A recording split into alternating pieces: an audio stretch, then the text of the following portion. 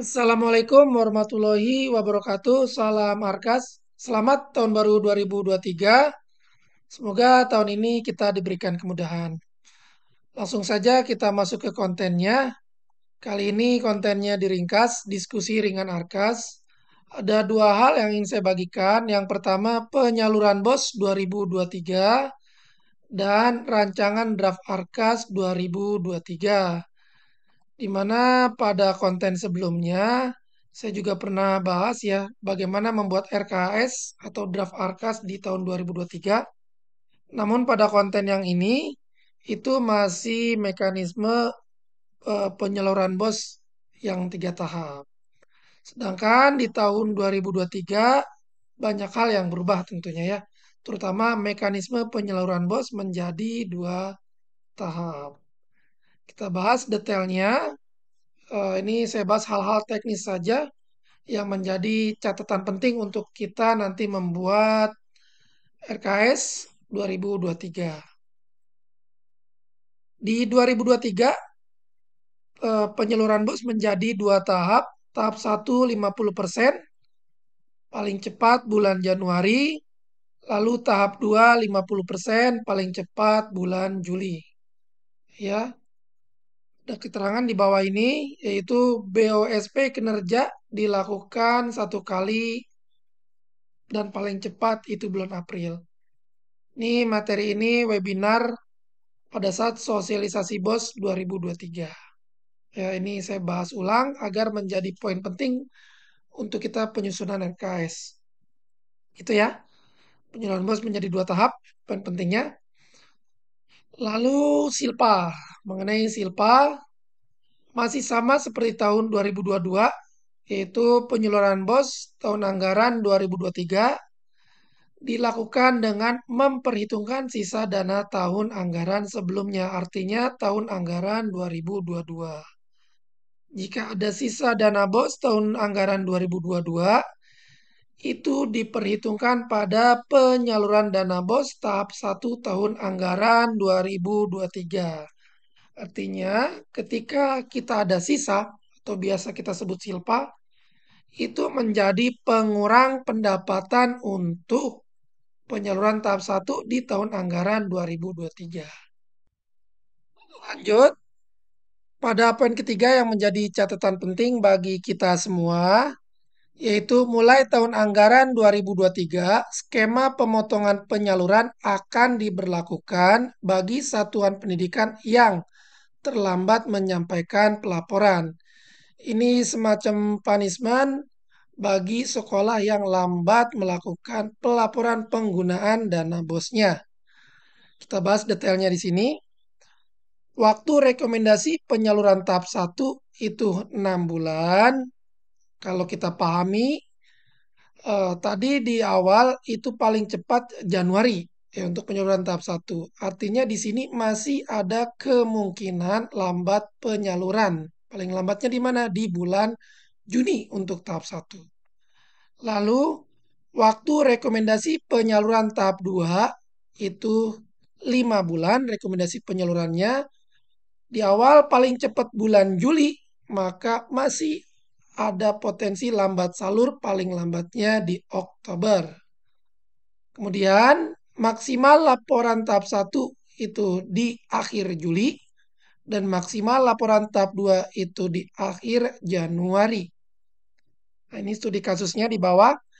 Jika penyaluran tahap 1 di bulan Juni, ya tahap 1 bulan Juni baru salur, maka sekolah atau Satik hanya memiliki 1 bulan untuk merealisasikan dana minimum 50% untuk mendapatkan penyaluran tahap 2.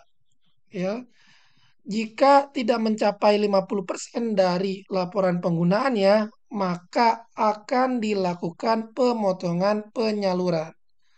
Jadi, syarat penyaluran tahap 1, tahap 2 maksud saya, itu laporan penggunaan 50% dari tahap 1.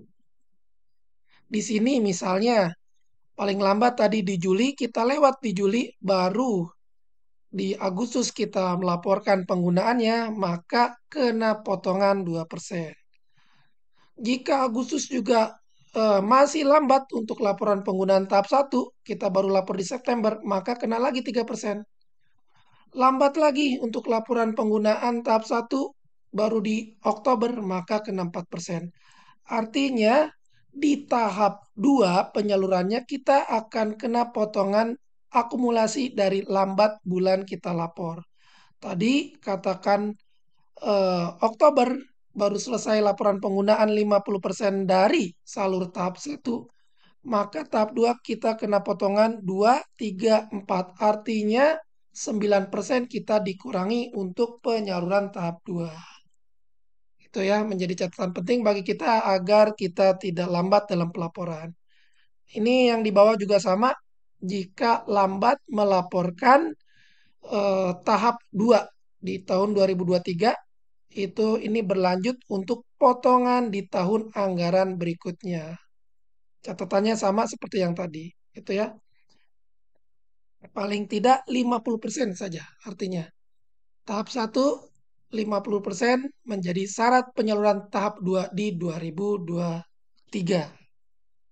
Lalu untuk tahun anggaran berikutnya itu laporan keseluruhan menjadi penyaluran untuk di tahun anggaran berikutnya. Seperti itu ya. Sekarang kita lanjut ke rancangan draft Arkas 2023.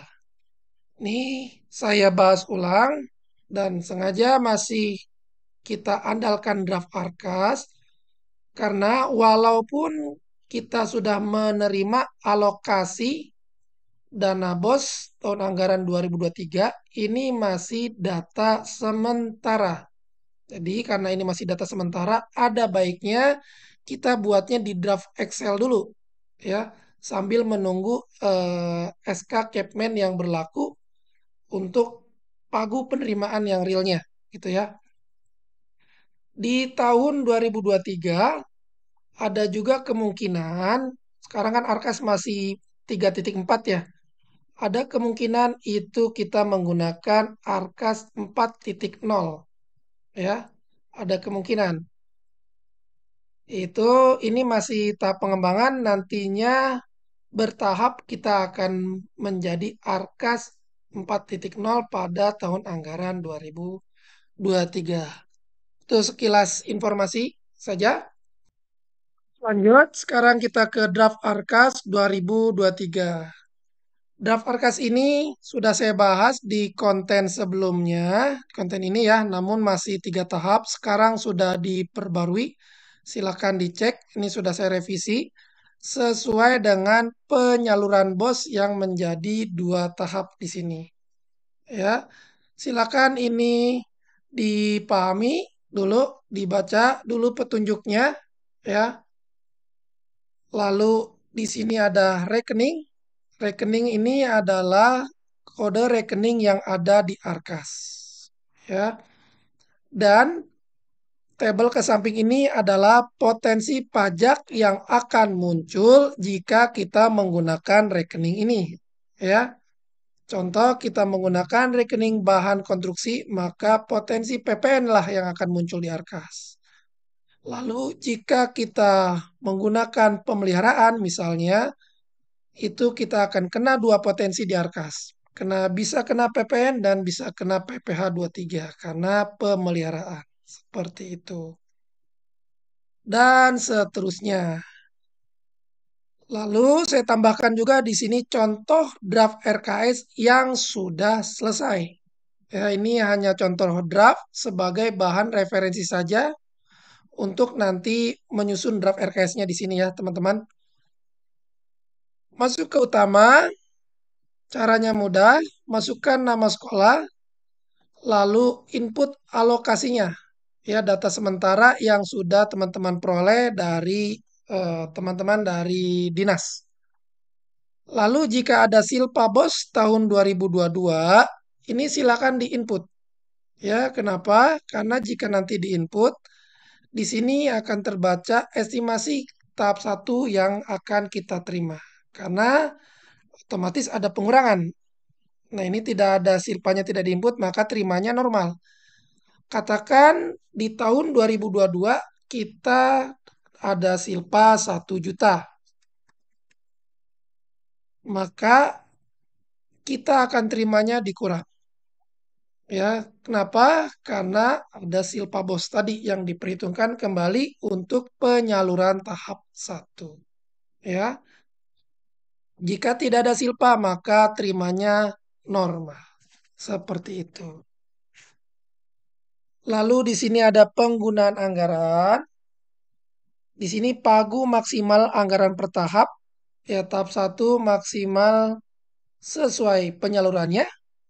Tahap 2 maksimal jika ada sisa anggaran tahap 1, maka itu adalah pagu maksimal di tahap 2. Seperti itu. Ini otomatis tampil jika draft RKS-nya di sini teman-teman isi dan selesai. Ya. Berikutnya ada perbandingan anggaran, belanja operasi, dan belanja modal. Belanja operasi menjadi 5 item, honorarium, barang, jasa, pemeliharaan, dan perjalanan dinas.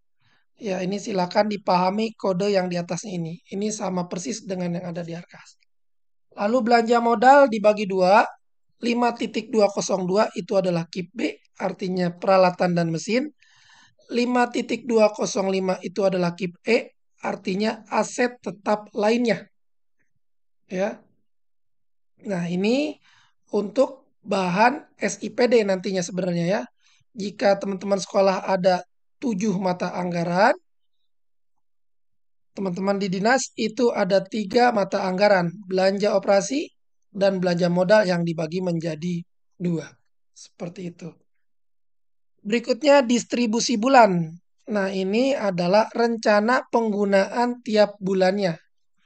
Ya, udah otomatis terbaca sesuai nanti apa yang teman-teman isi di sini.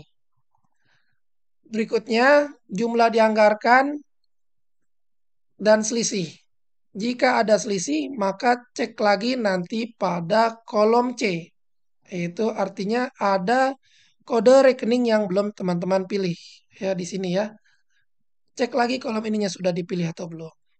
Oke, sebagai contoh, kita contohkan satu saja. Untuk menambahkan baris, di sini sudah ada petunjuknya. Dan jangan lupa kopas kolom ini dan kopas kolom F10 sampai AS10. Oke, kita sampling satu saja. Katakan kita yang mau ditambahin belanja apa ya di sini ya? Belanja modal lah katakan. Di sini pengadaan AC. Di mana sebelumnya belanja itu modal ini akan masuk nanti ke sini ya. AC itu adalah peralatan dan mesin. Oke, kita tambah. Lalu kita kopas ini. Pastikan di sini. Lalu kopas F10. Ya, artinya dari sini sampai dengan sini. Ya, ini kita kopas. Ya, F10 sampai AE10 itu kita kopas. Kita taruh di sini. Nah, katakan di sini AC ya. AC 2 PK. Kan harganya 8.500.000. Nah, kelebihan 0 dianggarkannya di bulan apa? Dan biasakan masukkan harga itu sudah dengan pajak. Ya, pastikan rekanan tokonya jika belanja di Sipla itu pasti sudah kena pajak. Ya, katakan ini kita anggarkan di bulan Juni. Ya, 8.500.000. Maka nanti jangan lupa input di sini. Kalau tidak ini dipilih, ini belanjanya kategori mana, dia di sini masuk, tapi di utama itu tidak masuk. Tuh ya, tidak masuk. Nanti akan ada potensi selisih di sini. Maka ini kita pilih dulu sesuai. Kategori yang mana? Ini adalah peralatan dan mesin, ya. Masuk ke KIP B. Maka dia akan otomatis bertambah. KIP B-nya kita di sini dan bulan Juni juga penggunanya akan otomatis bertambah. Seperti itu contohnya. Jadi nanti silakan tambah baris sesuai kebutuhan dan berapa item barang. Seperti contoh di draft RKS di sini. Ya, ditambah dulu, baru pilih kode rekening yang sesuai. Ini contoh di sini misal ATK ditambah dulu berapa baris, tinggal nanti dikopas kolom C10 dan kolom F10 sampai AE10. Begitu seterusnya, ya. Sehingga nanti pada menu utama ini akan tampil semua dan pekerjaan kita selesai. Ya, untuk penyusunan draft Arkas di 2023. Setelah ini sudah selesai, maka nanti kita tinggal pindahkan saja ke Arkasnya. Ya, sesuai dengan apa yang sudah kita buat dan kita rencanakan di draft Excel ini. Itu saja teman-teman, semoga konten ini mempermudah untuk penyusunan RKS 2023. Dipersiapkan catatan untuk penyusunan perencanaannya. Dari saya cukup sekian. Assalamualaikum warahmatullahi wabarakatuh.